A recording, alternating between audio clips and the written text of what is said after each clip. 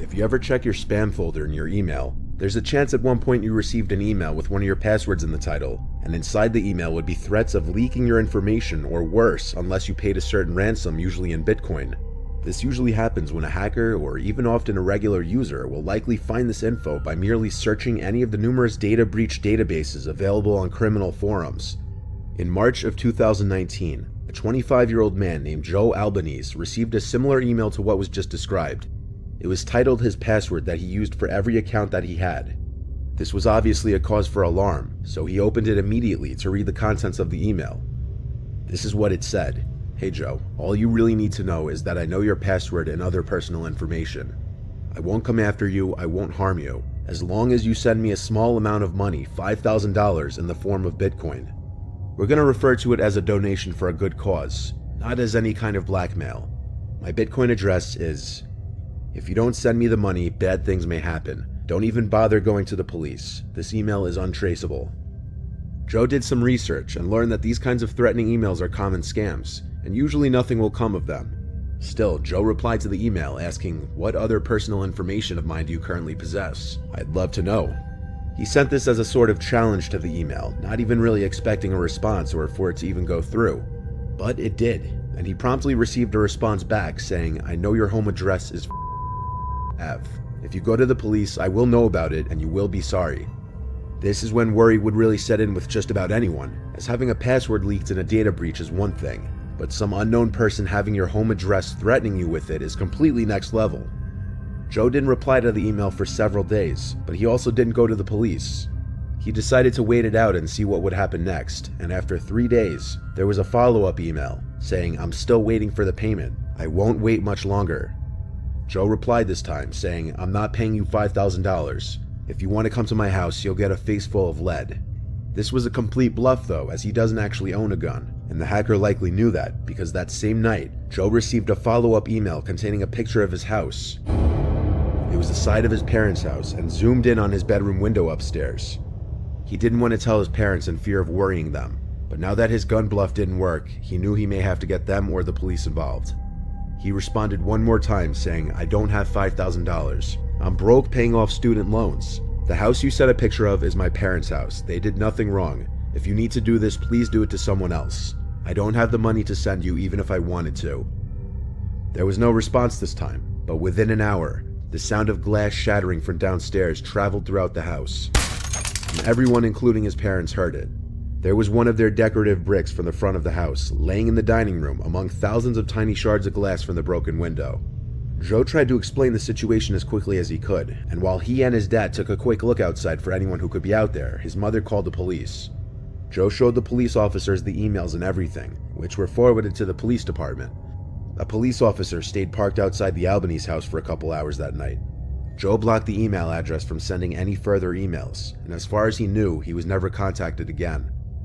The police had a hard time tracing back the original source of the email, as it was sent from an untraceable device, likely an iPod Touch or similar device. At some point, everyone imagines being famous in their lives. A lot of people create this image in their head that being in the public eye creates for nothing but a fairy tale life. But that's far from the truth. Being under the spotlight in any capacity comes with a lot of drawbacks, one of which being stalkers and overly obsessed fans.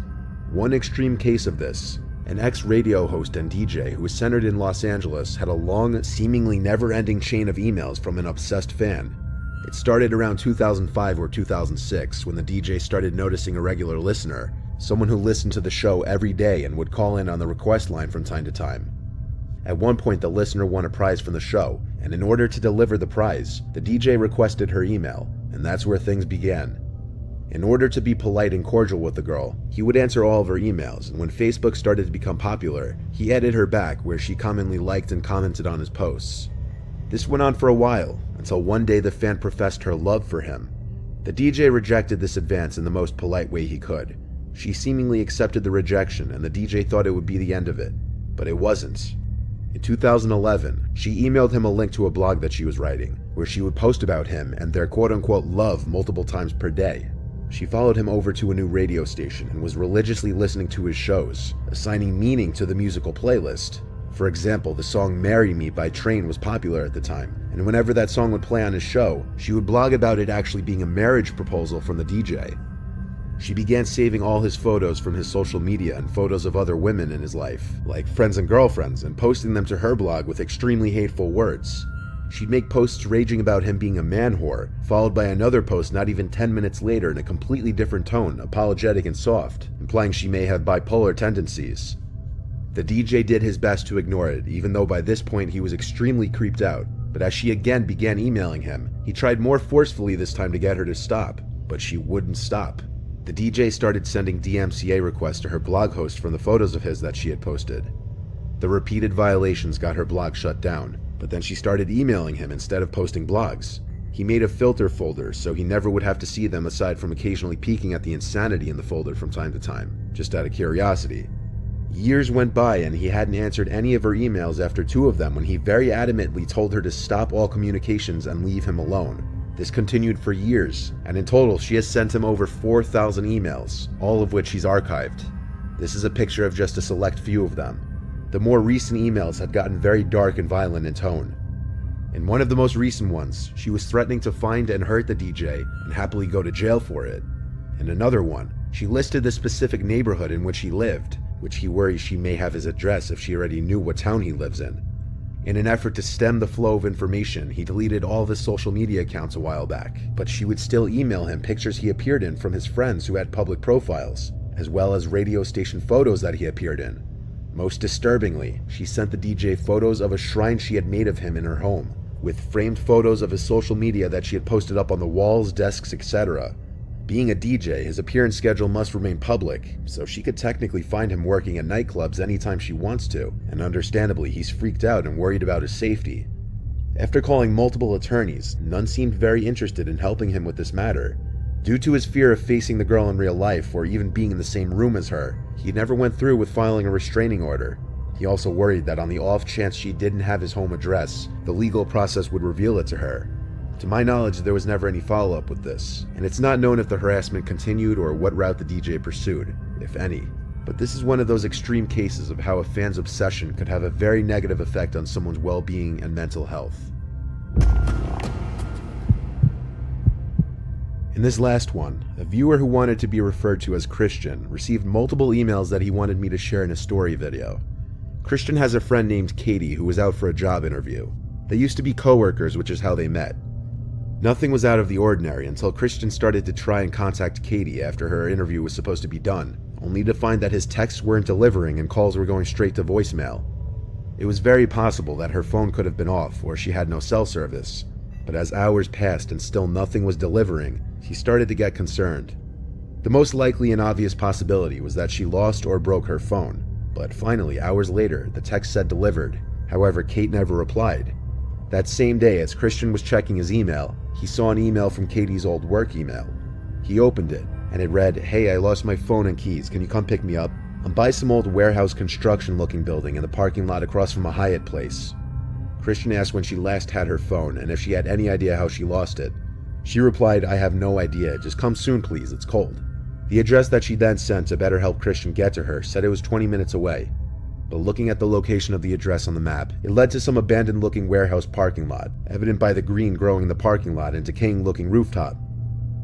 Christian sent another email back, demanding she go to a less sketchy pickup point. She took a few minutes to answer back with, "I'm already sitting on a bench here. I'm comfortable, just please hurry." Christian got in his car and started following the directions to the location he was told to go. But about halfway there, he stopped the car when he had a thought. And that was, how is she using her laptop to email him in the middle of some random parking lot by an abandoned warehouse? While it was maybe possible that there was some free Optimum Wi-Fi nearby or something, it did seem very unlikely.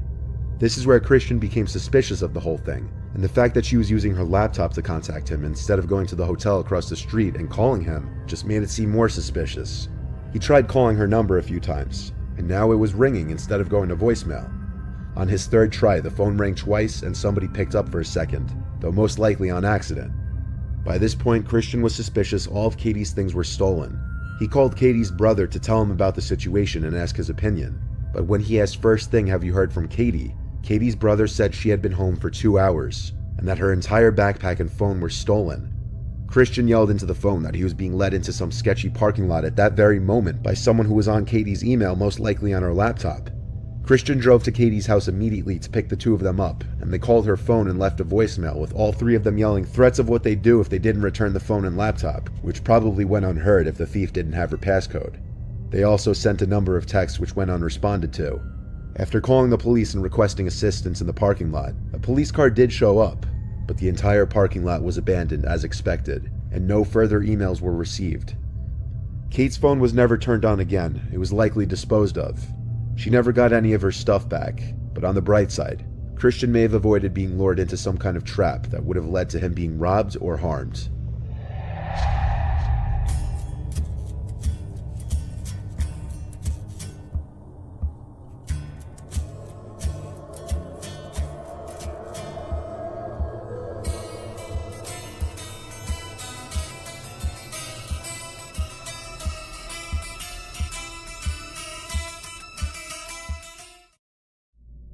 A hostel is a form of low-cost, short-term lodging, where guests share a multi-bed dormitory with a number of other people. Often the beds are in the form of bunk beds, and the rooms are meant to fit as many people as possible so as to create for a cheaper alternative to hotels and Airbnbs. These rooms can be single or mixed gender, and they can have private or shared bathrooms. Hostels are a common go-to for solo travelers who aren't looking to spend a lot of money on a hotel, or for people who only really plan on using the place to sleep and not really hang out. The three stories you're about to hear were recounted by solo travelers who stayed in hostels and had not so great experiences with the people they were sharing their rooms with.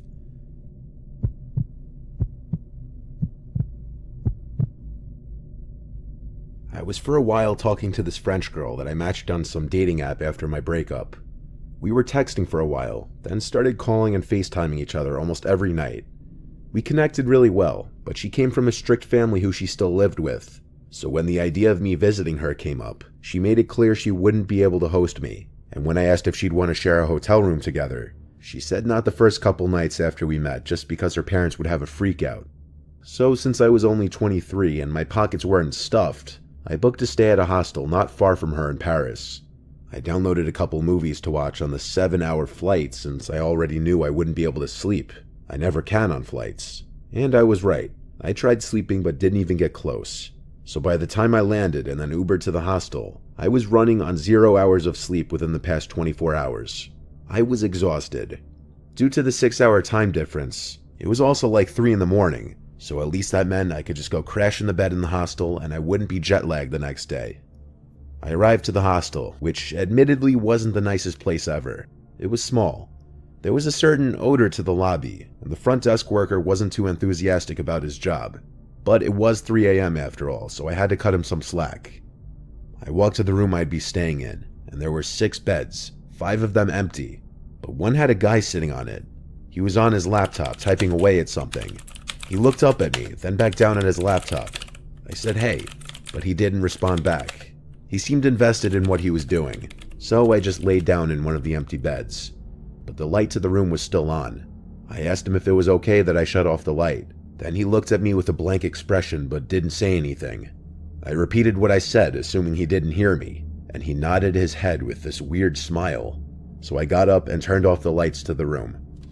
I passed out pretty quickly due to my lack of sleep, but surprisingly, I woke up a couple hours later. The room was still dark, but I didn't know for sure what woke me up. I rolled over to my side and looked around the room. It was almost pitch black, but I could see that all the beds were empty. All of them. Where was the other guy that was there earlier? The 2 bunk beds next to me were empty, top and bottom, but I knew something had to have woken me up. I looked on my phone, and it was 5 in the morning. I needed sleep, so I said screw it. He probably left, and maybe a sound from out in the hall woke me up. I lay back down on my side and closed my eyes. The mild traffic noises from outside was all that I heard. Then the bed shook a bit, and I heard a little crack of the metal frame, accompanied with this freakish breathing sound. I looked up in horror, and on top of me, I saw a head peering over the edge of the top bunk, looking into the bottom bunk at me. I can see the same creepy smile on his face, and his medium to longish black hair was drooping down with gravity below the top of his head as he hung upside down. It was a horrifying sight that words really can't explain. I screamed and fell off the bed as I realized what I was looking at. He sat up in the top bunk and continued looking at me. I screamed, "What the F are you doing?" as I threw something at him. He started to laugh, this really strange, off-putting laugh. I immediately turned the light on and went through my stuff to make sure nothing was stolen, while watching him at the same time. I then heard a click of a phone camera and looked at him as he was holding his phone up to me, clearly having just taken a picture of me. He was still laughing while looking at me. Something was wrong with this man. I didn't know if he had some screws loose mentally, or if he was doing this with bad intentions. I zipped up my bag and went to the front desk and requested a different room immediately, one of the single private rooms. After explaining why and trying to get a reduced rate, he wouldn't budge, but he said he'd check on the room with the guest that I was just in.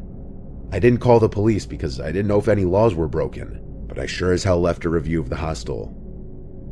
The rest of my trip there was good. I had a good time with the girl I was seeing, but every time I returned to the hostel, I was scared I'd run into that guy. I don't like how a picture of me is on that weirdo's phone. I'm not a physical guy, but I wish in that instance, I did get physical.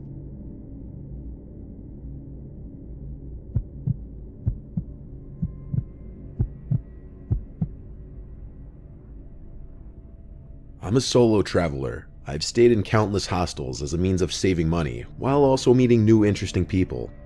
I've stayed in a total of about 20 hostels in my life, and 90% of the time I've had good experiences. My first truly awful experience, though, was at a place called Freedom Traveler Hostel.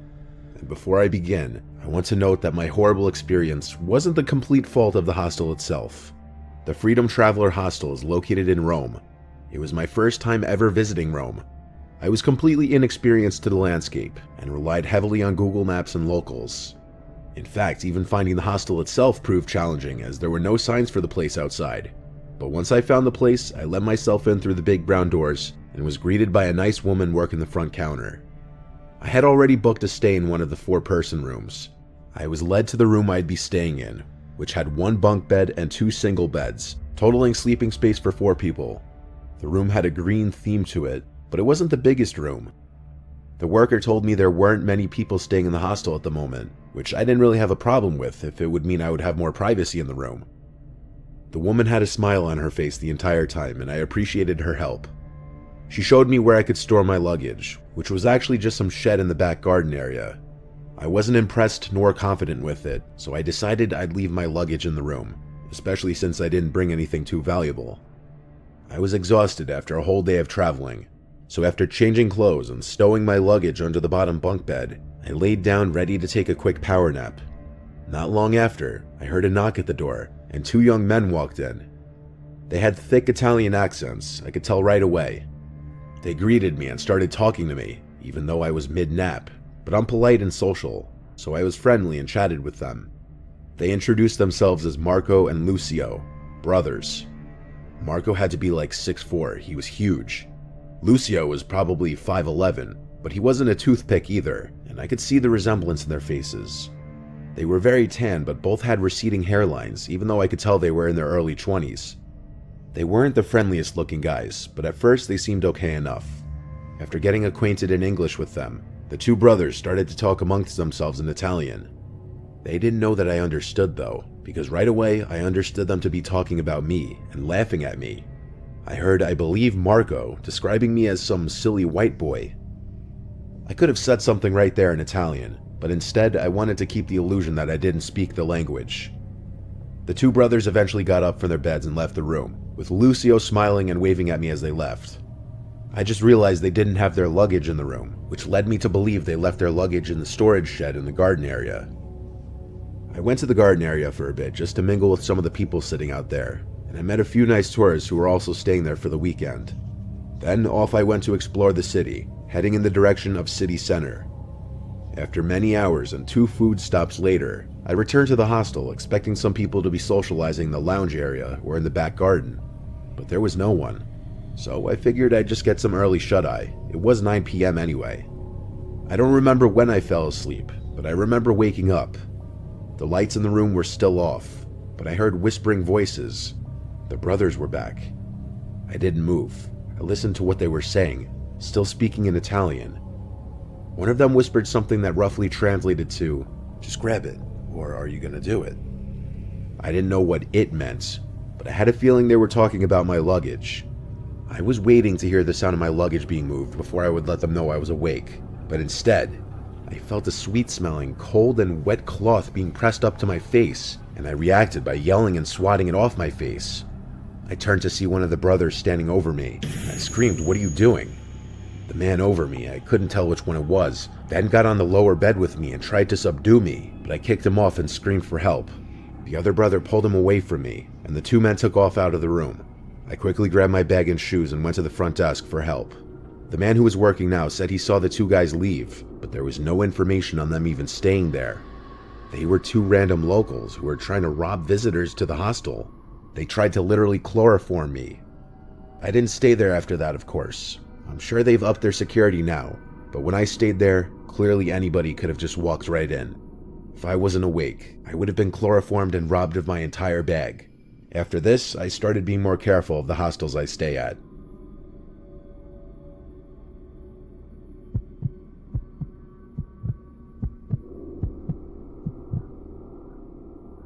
I once went to Miami Beach by myself for the Art Basel, and to just escape the cold. My friend Mia would be there with her boyfriend, and I'd meet up with them, but I wasn't staying with them. Hotels and Airbnbs in Miami aren't cheap though, especially if you're flying solo, so I went with this hostel called Bikini Hostel. It's like in the heart of Miami Beach, and it was pretty crowded. Even the check-in lobby had some people in it. It had a younger vibe, mostly people in their 20s. Some people seemed to be there in groups, others solo like me. I didn't spend too much time in the hostel though. It was only meant as a place to sleep for me. The place had lockers that you could put your bags in, so I was able to be gone the entire day with peace of mind. It wasn't until that first night that I returned and met some of the people in the room with me. I was in a mixed dorm, meaning both male and females, though I was actually the only female in the room. I wasn't necessarily uncomfortable with that. I wasn't really there for the people, more so just the money saved. I met about 3 of the however many people were actually staying in the room. The next morning, I woke up, and first thing I did was look for my phone, which I thought I left on the bed. I looked all over the bed and then under it. Someone in the room had to have taken it. I started asking everybody if anybody had it. I asked the guy in the bed next to me to call my number and see if we could hear it ring, but no one could. I started to question if maybe I didn't bring it back to the room after all. I borrowed the same guy's phone to call my friend Mia and tell her I lost my phone and to meet me at the brunch place we wanted to hit. I checked the entire room one last time, then checked with the front desk and asked them to call Mia's number if anyone should turn my phone in. Then I left to meet Mia at this place on Collins Avenue to get brunch with her and her boyfriend. While there, I used Mia's phone to sign into iCloud to check Find My iPhone. It said the last known location was at the hostel 2 hours ago. That gave me some form of relief, because maybe I left it in my bag or the locker or something. We went back to the hostel together and looked everywhere in the room, including the locker and my bag. It didn't turn up, and this made absolutely no sense, but I wasn't going to let it ruin my trip. We walked to the convention center, which was where the Art Basel was being held. After leaving hours later, we grabbed a late lunch or early dinner and hit a couple bars afterwards. At some point, I checked Find My iPhone on Mia's phone again, and this time it said my phone had moved. It was basically right on top of us. Mia and her boyfriend joked about me being sure I don't have it on me. I told them I absolutely do not. I looked around for anyone who might have my phone, but what would I even look for? I put my phone into lost mode now that I knew someone had it. Mia's boyfriend screamed out, "Did anybody find a lost phone?" but no one came forward, though everyone looked at us and some people left, that's for sure. We tried calling my phone a bunch of times, and though it would ring, no one picked up. I went back to the hostel when it was dark out to change clothes. As I was walking back, I was starting to accept that maybe my phone wasn't going to be returned to me, but my entire walk back, I felt like this weird-looking guy was following me. He took every single same turn I took. I don't think he noticed that I noticed, but I was very suspicious he was following me. When I got back to the room, I went on my laptop before getting changed to check Find My iPhone again, and now the location was back in the hostel. I was excited because I thought maybe they were returning it. I checked the front desk though, and nothing. I asked a bunch of people in the hostel too. No one had it, or at least they weren't admitting to it. So I went to Instagram on my laptop and started DMing Mia to keep her updated on when I'd be ready to meet them out. I went to take a quick shower, then changed into more going out appropriate attire. When I came out from the bathroom and back into the room, I was shocked to see that man that I thought was following me was sitting in one of the beds on his phone. There were 2 other guys in the room with us at that moment, but I had a scary thought, so I hurried to DM Mia to call my phone right now. She said okay, and then I heard the sound of a phone vibrating in a pocket or on a bed. I looked up at the guy, who suspiciously looked back at me at the same time as if he knew, and that told me everything. I started yelling, "Give me my phone," exclaiming, "I got you," to him. The other 2 guys in the room helped me and demanded the guy empty his pockets and give me my phone. He listened and took out a phone, sure enough my phone. I snatched it from his hand and told the other 2 guys that he had been following me all day and was purposely avoiding returning my phone, which he probably took while I was asleep. The guy got up and hurried out of the building with his backpack, never returning. I made friends with the 2 guys who helped me. Their names were Mark and Paulo. I had them come out with me to meet up with Mia. I'm grateful they were there because I wonder how things would have played out differently if they weren't. I also recommend keeping your phone and valuables in a very safe place if you ever stay in a hostel, and just generally be aware of the people around you.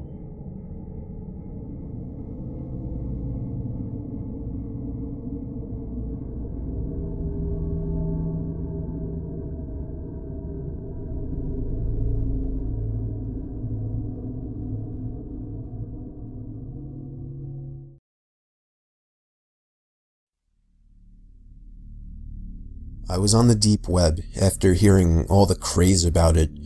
I had to go on Reddit to get the really interesting links.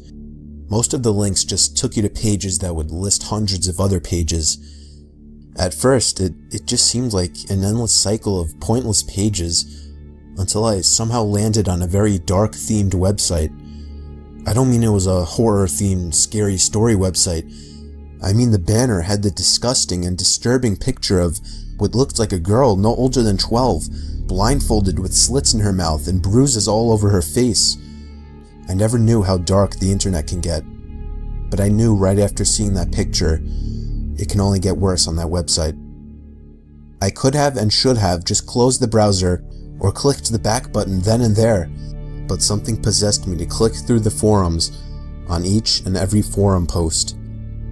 They were all littered with gut-wrenching, brutal, and sadistic pictures of children, from babies and toddlers all the way up to a 16-year-old girl, all being tortured. I don't even want to describe what I saw, but I want you to understand the true horrors that go on in the deep web, and in this world. One post was titled, "Followed 10-year-old home successfully, knocked out and brought back." I dared click on it, and saw pictures of an innocent 10-year-old boy who was originally on his way home from school, tied up to a chair attached to some kind of torture machine that looked as if it belonged in a Saw movie. I scrolled down, and the pictures got worse. The device on his chair started to carve into his wrist. I couldn't even finish that post. I had to click back. I found another shocking post with a link to a video of a newborn child being dipped into a pot of boiling water. I could only watch about 10 seconds before closing the video. I would describe more, but I don't want to share any more of it for your own sake. However, the worst part that still kills me knowing this is that I used to be a camp counselor for about 4 years, and I had dealt with many hundreds of kids. A few years back, there was the very upsetting news that one of the kids attending the camp, one of the kids in my group, had gone missing. That was many years ago, and everyone since has just given her up for dead. That was confirmed when I clicked on one certain post. There was the dead body of an 8-year-old girl, almost completely mutilated, but face still recognizable. I instantly recognized the face as the girl who had gone missing so long ago.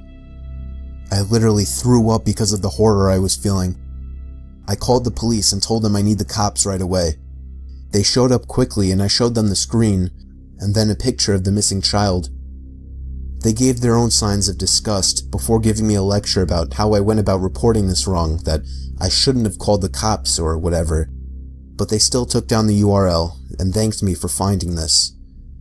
It took much longer than I hoped for the website to finally come down, but I have no idea if they ever caught the sick fuck that did that, or anybody that posted anything on this forum for that matter.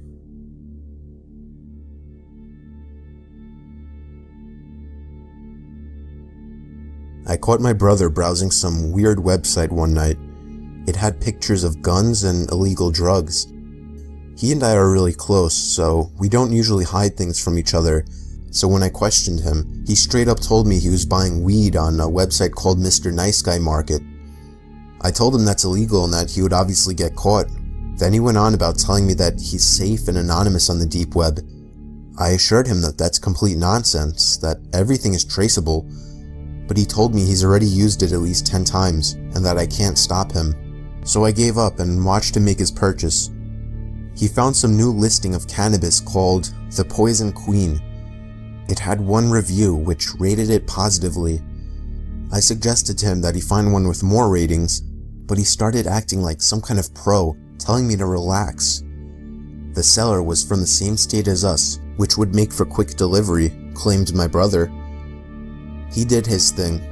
He used some kind of weird program to encrypt his message to the seller, which included his name, our address, and other info.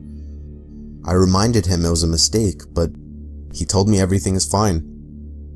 About a week later, my brother started getting concerned that he got scammed because there was never any word from the seller. Coincidentally, on that same night, we got a heavy knock at the door. I got nervous that it was the police and that they caught on to my brother's illegal drug purchase, but it turned out to be much worse than just the police. He opened the door, and we were greeted by some sketchy-looking guy with medium-length hair, all fuzzy and messy, a brown, messy beard, a fat belly, and a very obviously fake Rolex on his wrist. He then said my brother's name, and I saw my brother step back a bit. The guy asked my brother if he was the one who bought the weed.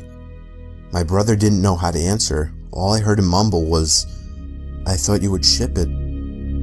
The guy then started motioning for us to come out to his van. I told my brother not to, but he went out anyway.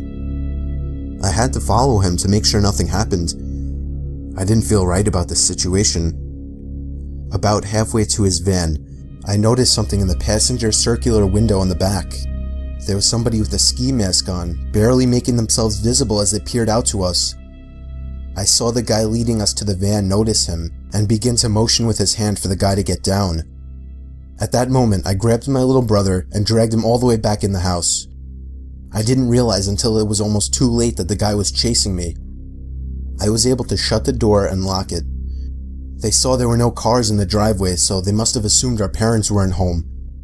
The guy started banging and kicking at the door, and by some stroke of luck, a larger man walking with his dog passed by and noticed what was going on. He questioned the guy at the door, which seemed to scare him off. We watched as the van drove down the road out of sight. I was so anxious to tell my dad, even if it meant ratting out my brother, that I ran to my dad's car when he got home to greet him. I then noticed the same van halfway down the block, parked by the entrance of the cul-de-sac down the road. Only for a moment though, before it drove off seconds after I noticed. I haven't actually seen it since, and it's been 3 whole months. I think this was a good lesson for my brother to stop messing around on the web.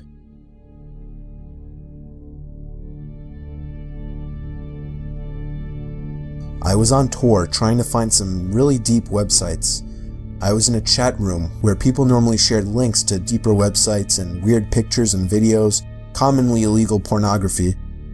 Some guy named Vintage XXX posted a link without describing what it was. I clicked on it and it took me to a black screen where a big video box eventually popped up with a play button. The video thumbnail was a dark room only lit by a TV screen. Out of curiosity, I clicked play and began to hear the sound of TV static in the background as lines of static slowly swam down the video screen. There was no seek bar in this video. Then I noticed something slowly begin to emerge from behind the wall. It was a figure dressed in all black with some kind of black mask on as well. I started to suspect it was a jump scare video, and I thought I was right when the figure leaped out and ran to the screen in less than a second. It still got me even though I was expecting it, but then it got strange. The person had their face in front of the screen, slowly moving around as if he could see me and was observing me. Then I heard a crackly, demonic voice say something. It came from the video. It repeated itself, and I could make the phrase out to be, "Ask me something." I was really confused. I tried typing something, but there was nowhere to enter text. Then he said, "No, not the keyboard. Say something." I felt my heart punch the inside of my chest as he said this. I opened my mouth and mumbled the words, "You can hear me?"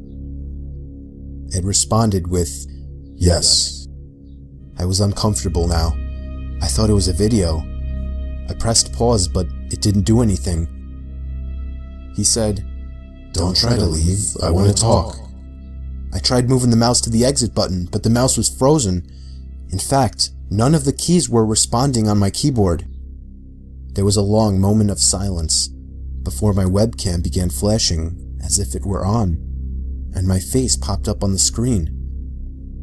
"There, I got a picture of you now. Now just hang on while I get your address, and then we can meet." I started to panic, smashing every key on the keyboard, spazzing the mouse, but it did nothing. I had my finger on the power button, but it also didn't do anything. The computer wouldn't turn off. The voice was saying crazy things like, "You're stuck here. I will find you. Don't even bother." I snatched the screwdriver sitting on my desk, unscrewed the 4 screws on the bottom of my laptop, and took out the battery. The computer finally turned off. I was gasping for air as if I just ran a marathon. My heart was pounding 5 times as fast as it should have. I have since left my laptop off after that, and have resorted to using my desktop as my main computer. I'm sure by now nothing will happen. He definitely didn't have enough time to get my address.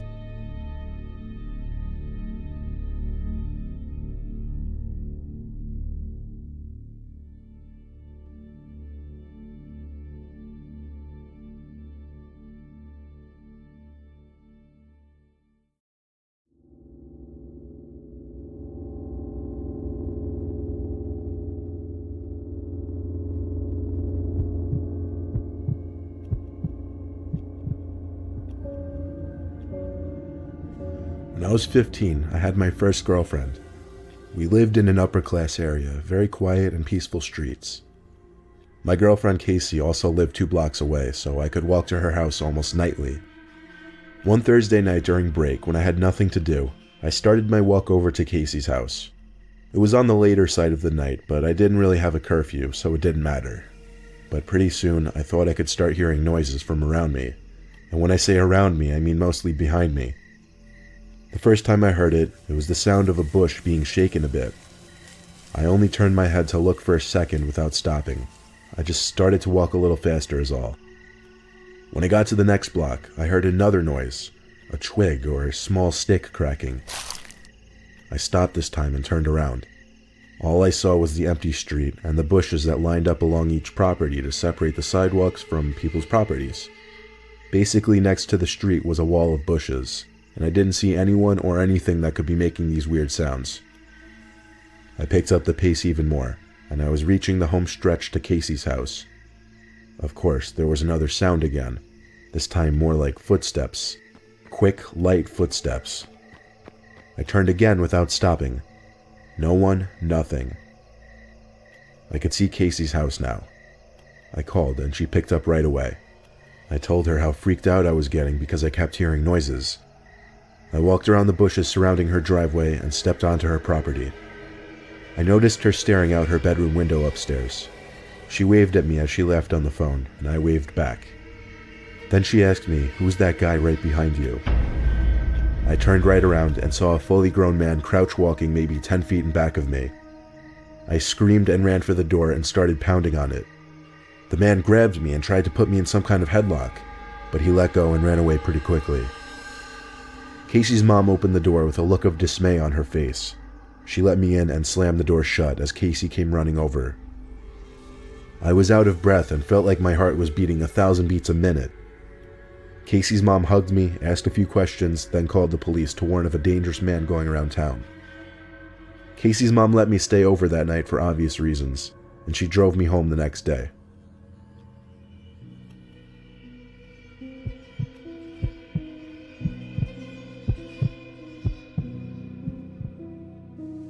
It was a dangerously stormy night. Everyone in my family was doing their own thing. I was in my room watching TV, my parents were in the living room watching some comedy show, and my sister was playing video games upstairs. I usually enjoyed stormy nights like this because it made me feel relaxed. I was relaxed until there was a monstrous bang on my window. I jumped up and looked outside. There was someone outside my window, but the large amount of rain pouring down the window kind of blurred his face. He started pounding at my window. It sounded like he was screaming for help. I opened the window just a crack, and he screamed in, "Let me in, I'm hurt." The rain was so loud I had to scream at him to come around front, then I shut my window. I ran outside to the living room to tell my dad that some man who seems to be in distress is screaming for help outside. And then came the knocks and shouts for help outside our front door. My dad was about to open the front door, but I stopped him. I said wait, because I wasn't sure if it was a good idea. Then the phone rang, and on the TV it displayed the caller ID of our next door neighbor. My dad ran to pick it up. When I heard him say "no fucking way," I knew something was wrong. He hung up the phone and said stay away from the door. He didn't explain why. He just went to the window to peek at the front stoop. There is where he said he saw a guy crouched down, pounding on the door, holding some kind of large, sharp tool. My dad yelled through the front door at the man to go away before the cops get here. Then he actually got on the phone with the cops. Eventually the man outside gave up, and he disappeared the next time we checked. When my dad was on the phone with a neighbor, he told my dad that he saw some homeless-looking guy rummaging through his shed and came out with a large chopping axe. The cops found the crazed man wandering around the streets, and it made it in the newspaper a few days later.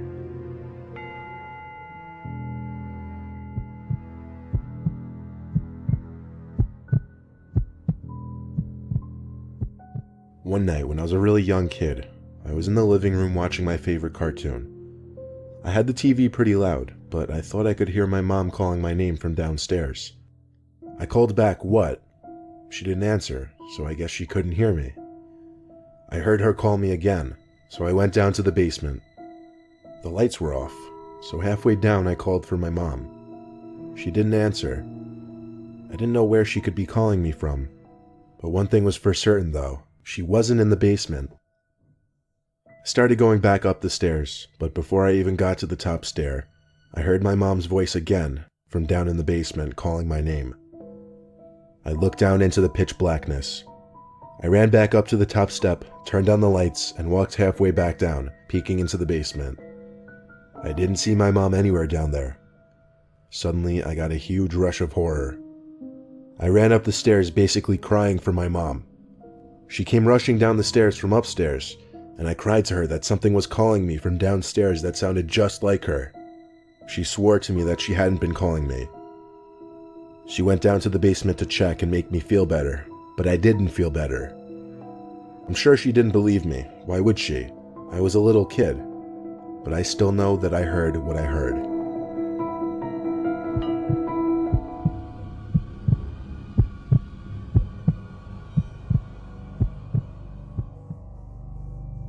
My grandpa recently told me a story.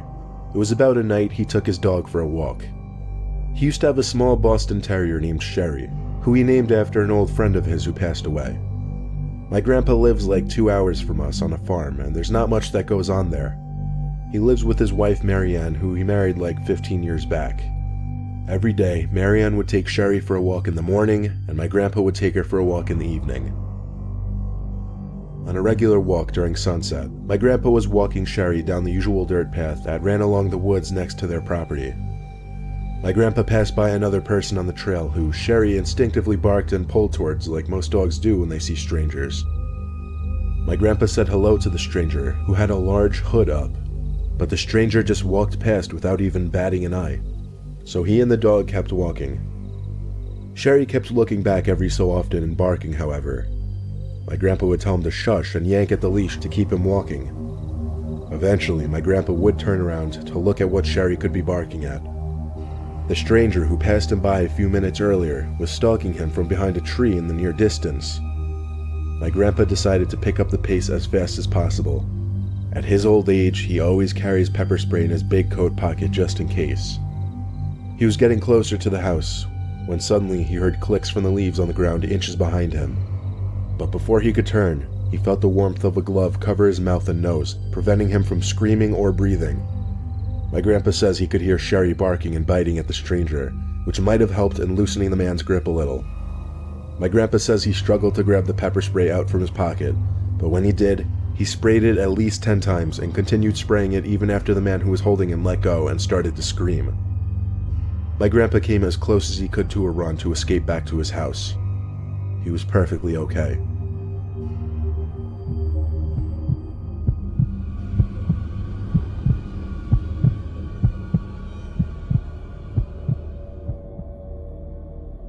I grew up in California for the first 14 years of my life. Our neighborhood wasn't the best, namely because it was an area that the Crips were known to reside in. If you don't know, the Crips are members of one of the biggest Los Angeles street gangs. My best friend, who I always called Stevie D, lived 2 doors down. We had other friends, of course, but we would often hang out just he and I. We'd usually ride our bikes together around town or play video games, just basic kid stuff. When we were 12, we were biking around the neighborhood one night and decided to visit a well-known abandoned house. It had been uninhabited for many years because no one would buy it for whatever reason. When we pulled up on our bikes to the front of the house, Stevie pointed to the window and said, "Look." I pushed my bike a little closer to the window and focused my vision on it. I could see someone peeking out the window. I couldn't tell if they were looking at us or not, but it was definitely a person's face sitting between the curtains. It was extremely strange considering the place had been unowned for years. We stared for longer than we should have, perhaps, and noticed something else that was strange. The person didn't move their face at all. We inched a little closer, onto the empty driveway actually. Upon getting closer, it appeared to be a Halloween decoration or something, like a fake head. This meant someone had snuck into the house to put it there. Stevie D and I, being the mischievous kids we used to be, hatched an idea to sneak in through the back somehow and check out the place. We hid our bikes on the side of the house behind an overgrown bush, then snuck into the yard. To our surprise, the back door was already unlocked, but when we came to think of it, it wasn't that surprising considering it seemed someone had already broken in to put that fake head there. We stepped into the house, but we didn't want to turn the lights on and expose the fact that we were in the house. It was dark in there, but not pitch black, so we could make our way through the house. We got to the living room first because we wanted to check out that fake head thing at the window. It smelled really bad in that room though. I picked up the head from the windowsill and immediately dropped it and screamed. I dropped it not because it was surprisingly heavy, but because it also felt like real skin. I saw a dark liquid pouring out from the bottom of the head that was now on the floor. It was blood. It was a real human head. There were 2 cracks in the ceiling above us. Stevie and I looked at each other with our mouths hanging open. We ran for the back door and got back on our bikes to get the hell out of there. Anyone in our immediate area learned pretty soon that the head belonged to a victim of the Crips, who apparently placed the head there as some kind of message. I don't think anyone knew the full story, but there was a good chance whoever placed that head there was still in the house, because Stevie and I both heard cracks in the ceiling above us, as if someone was coming downstairs.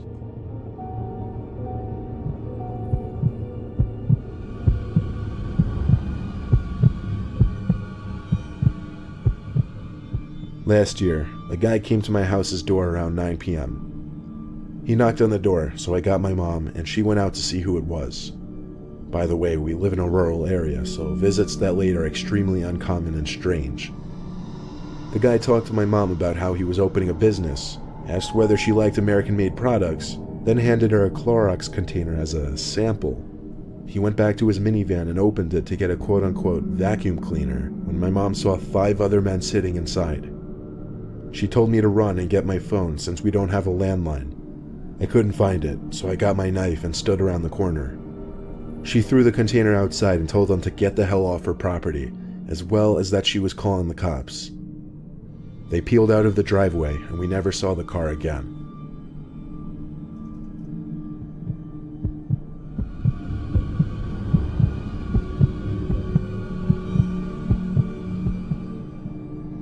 I've always been an extreme sports person ever since I was little. Mountain climbing, parasailing, scuba diving, though I've always been an avid skier. I'd go upstate skiing at least 10 times a season, sometimes with friends, sometimes alone. My friend, who I'll call Q, agreed to come upstate and go camping with me so we could do some backcountry skiing, which is basically skiing in the backcountry on unmarked or unpatrolled areas outside of a ski resort's boundaries. It was a 3-hour drive, then a decent amount of off-roading to get to where the hills were. I parked my truck at the bottom of a decent-looking area full of hills, but I also stopped there because I couldn't really drive out much further given that there were too many trees. Q and I then proceeded to unload the back of my truck of all our stuff, including ski gear and camping equipment. Then we hiked about a quarter mile, which was an incredible amount of work with all the stuff we were carrying. We found a perfect place to set up camp, right near the bottom of an uphill, and in a bit of a clearing between the trees. Setting up the tent and unloading our sleeping bags and equipment and such was first priority. When all of that was done, we started our hike up the hill to scout the area. We did a decent amount of hiking, but we also got a lot of skiing in. At one point, Q and I lost each other while skiing down a bigger hill. I assumed I'd meet him at the bottom, or just find him eventually. I checked the walkie-talkie just to see if he'd answer, but he didn't, which meant he was probably still going downhill. At some point while I was walking with my skis at the bottom of the hill, I ran into someone, another skier. He sounded very friendly under a ski mask, asking me where the best hills are and if we were camping and such. He had his skis strapped to his orange backpack. I pointed to the hill I just skied down and also pointed in the direction we set up camp. He said he and his wife were trying to find a good place to set up camp near other people and asked if I could lead him to my campsite. As much as I really didn't want to trek all the way back there, I felt I had to be a good Samaritan and help this man and his wife. I pulled out my walkie again and said into the speaker to Q that I was going back to the campsite for a bit. I started to lead the man who was behind me, when suddenly I started getting some static from another end on the walkie. It seemed someone, probably Q, was trying to talk to me, but the connection was shit. Nothing I could do about that except for come back to this hill afterwards. It took a decent amount of hiking and small talk with the man before we reached the campsite. I turned around to him and smiled under my ski mask, which I realized instantly was pointless. He sounded very thankful for he and his wife. Then I finally asked him, "Where is your wife?" He didn't answer. He started to walk closer to me. At first I thought nothing of it, but for some reason, something about his skis and backpack just struck me. They belonged to Q. For a split second I thought, is this Q? Is he pranking me? But it wasn't possible. The voice was too different from Q. The man was a few mere feet away from me at this point, and he was picking up the pace to a more intimidating approach.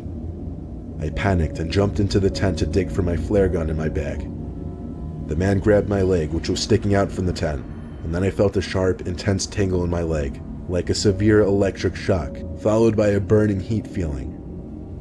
I screamed in pain as I just managed to pull out the flare gun, push aside the door to the vent, and aim it at the man. He immediately backed up with his hands in the air, and that's when I noticed the knife dug deep into my leg. I ordered the man to tell me where my friend was. He answered quickly, saying near the bottom of the hill he found me at. I told the man to stand still while I called 911 to request an immediate rescue. But the man took off quite easily while I was on the phone. There wasn't much I could do with one single flare gun shot. I felt like I was waiting there in the cold with my bleeding leg forever, until finally the reassuring sound of a rescue helicopter swooped overhead, and I shot my flare gun. I cannot believe I was actually picked up by a helicopter, in which I helped locate my friend laying in the snow in the middle of the hill. He was unconscious, and he had also been stabbed twice in the leg, then robbed. He tried talking to me through the walkie-talkie while he was losing consciousness, but the connection was bad. We both went to the hospital, but we're fine today.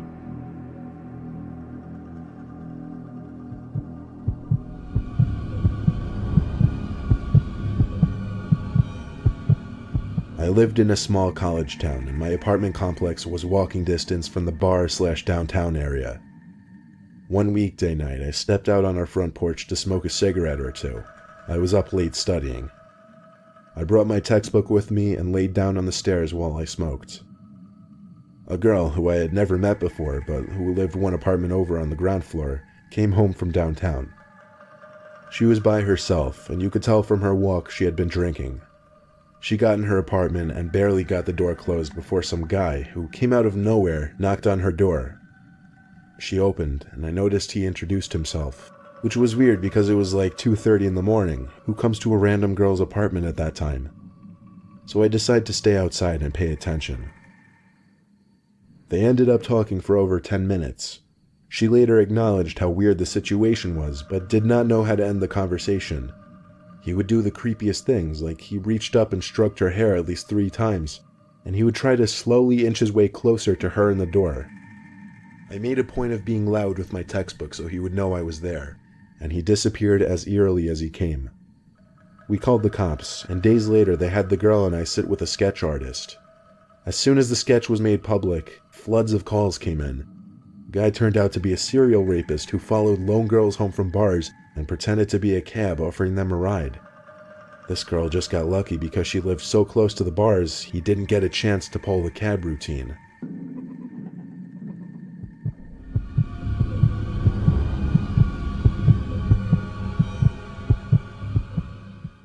I've only used Craigslist once in my life, and the one time I used it, I got a very sour taste in my mouth. Here's why. The guy posted an ad for a ping pong table that I wanted to buy for my roommate and I. We set up a time for me to come pick it up that night. I had to remove the back seats from my truck so that I'd be able to fit the thing. I pulled up in front of the dude's house and texted him saying I'm here. I saw the door open, so I got out from my truck and did a quick speed walk to his front door to greet him. I went for the handshake, but I don't think he saw my arm, so after a few awkward seconds I put my hand back down. He said in his deep smoker's voice to follow him to the basement. The whole house had a certain distinct smell to it. Not exactly a bad or concerning smell, just a cottony, smoky kind of smell. We got to the basement, and there was the ping pong table, right smack in the middle of the room. Suddenly he said, "Oh shoot, I gotta find the paddles." So he ran back up the stairs and told me to wait right there. I waited for a while down there, assuming he misplaced the paddles and was having a hard time finding them. I started to snoop around his basement a little bit, looking at his pictures and such. It was weird. He had framed pictures sitting on furniture, but they were all pictures of just him, no family members. There was one where he was at least with a dog, but that was pretty much it. I'd say 10 minutes went by and I was still stuck waiting down there, so I started to get even more snoopy. There was a back laundry/storage room in his basement that I started to observe for some reason. There was a drawer to his utility desk that was hanging half open. I pulled it fully open, and it revealed old Polaroid pictures. But these pictures were horrific and disturbing. They were all pictures taken of some girl who was tied to a chair and her mouth covered with tape. There were also yellow folders stacked in a row next to the photos. They were labeled A to Z. I didn't have it in me to open the folders and see what were inside. I took out my phone to take pictures of the contents of the drawer and planned to send it to my friends immediately, but I didn't have any service down there. It was definitely time to go. I ran back to the door at the top of the stairs, but my nightmare only became worse finding out the door was locked. As soon as I tried the doorknob though, I heard the deep, raspy voice of the man on the other side of the door. He was apologizing, saying the door was accidentally locked and he would go look for the key real quick. I didn't say a word in response. I examined the keyhole closely, ran back down the stairs to the man's utility desk, grabbed 3 screwdrivers of varying sizes, and tried each one in the keyhole for the door. The smallest screwdriver managed to fit in the rectangular-shaped keyhole, allowing me to turn it just enough to unlock and open the door. I didn't stop and look around. I simply ran out the door into my car. I didn't look back at the house. I simply drove to the nearest police station, showed them the pictures, gave them the address, told them where to find the photos, and that was enough for them to start their investigation. A few days later, I got all the information. The man was part of a child pornography trade on the deep web, which was how he made his living apparently. Why he decided to lock me in his basement, that's beyond me. I have not the slightest idea of what he intended on doing with me, but obviously it was not anything good.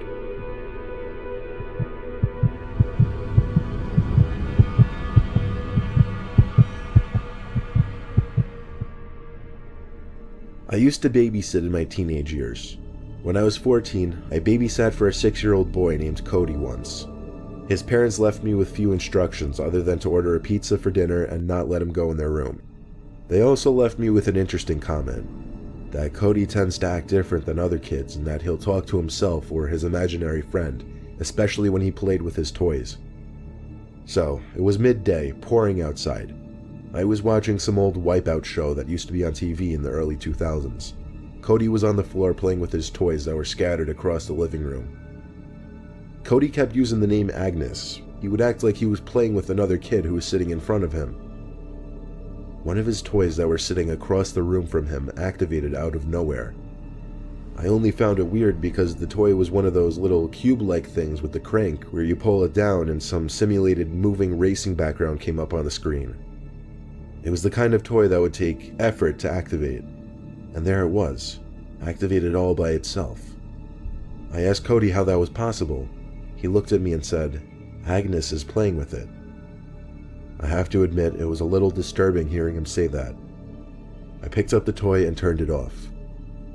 That night, in the final hour waiting for his parents to come back, I was in the bathroom washing up when there was a knock at the door.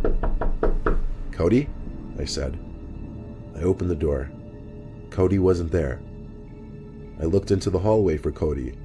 One of the doors at the end of the hall started to creak open slowly, like really slowly.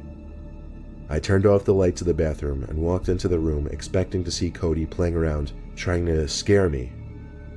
Instead, Cody was sitting on the bed in the far corner of the room, looking at me. I asked him who just pushed open the door. "Agnes," he said. Now truly freaked out, I went to pick Cody up off the bed and brought him to the living room, where I spent the rest of my shift until his parents came back. I didn't mention any of the weird things that happened, but when they reached out to me to watch Cody again a few weeks later, I never called them back.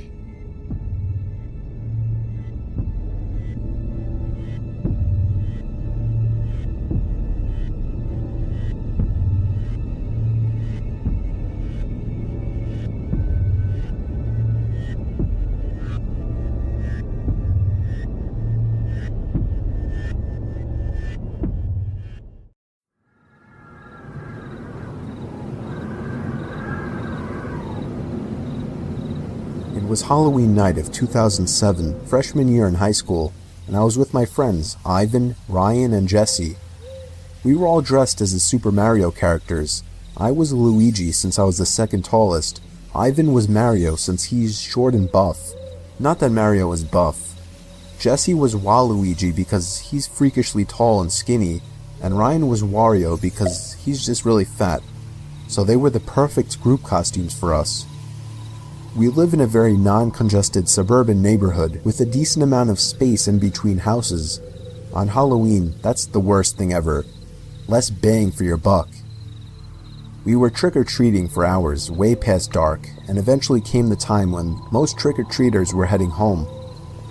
My feet started to hurt, and I had to constantly switch arms for holding the now 10-pound pillow sack of candy, but we planned on going until our bags were completely full. A lot of the houses by now weren't answering anymore. It was probably past their cutoff time for giving candy to trick-or-treaters. Approaching our next house, we saw a purple bucket on the stoop, which was the best feeling ever. I was the one to get close enough to realize it was empty, which was the worst feeling ever. I turned around when I heard a knock at the window of the house. We all looked at the window. Couldn't see anyone, but heard someone call out, "Wait." The door opened and an older man, late 40s, already balding, stepped outside. He told us to come inside so he can get us some more candy. I said we could just wait out here. He responded saying something along the lines of, "Nonsense, come on in, we'll get you your candy." Ivan stepped in and said, "It's alright. Come on, Dan, let's go." I told the guy to take care and apologized. He just stood there watching as we walked off, not saying anything. I felt bad, but at the same time, that guy seemed like a creeper, and I figured I just dodged a bullet not going in there. If the story ended there, it wouldn't be scary, so of course it didn't end there. We skipped a few of the guys' neighboring houses just to get further away and continued on with our business. We were walking down close to the nature preserve now, so there weren't many houses around us. At this point, we were now walking back closer to Jesse's house. I noticed Ryan had stopped walking, and I turned around to see what's up. He said he heard someone moving from behind the trees in the preserve. Now, this was before everyone's phones had flashlights, so we couldn't just go searching in the woods for someone. Besides, we were just telling Ryan that it must have been a raccoon or something. You may think this is a bit of a cliche, but when things like this happen in real life, you always assume the more logical possibility. It's just natural. Why would we assume we were being followed? I had to put my arm around Ryan's shoulder and nudge him forward. A little ways down the street, me and Ivan picked up on the sound as well. When we all stopped, the sounds of the footsteps from beyond the trees stopped as well. Ivan yelled at the obvious stalker to go away, or we would beat the shit out of them. I knew he was just bluffing though. I could hear the nervousness in his voice. The snap of a twig from beyond the trees triggered a fight-or-flight response in all of us. Me, Jesse, and Ryan all ran for it. Ivan was at first charging to attack, but he quickly followed after realizing we had all taken off. We ran down the dark street, and we all noticed the sounds of at least 2 or 3 pairs of footsteps crushing the twigs and leaves in the woods. We banked it hard right down Jesse Street when it finally came up, and ran straight for his backyard, entering his house through the back door. The first thing we did was peek out through his living room window. We couldn't see anyone. We all had to gather our thoughts and discuss what the hell just went down in his living room, when all of a sudden we heard Jesse's backyard gate slam shut. Jesse dove to turn off the lights. There was a click and a bang from down in the den. It was more than likely Jesse's back door. We all agreed to go down armed with knives and face them. Jesse turned on his back door light, but there was nobody out there.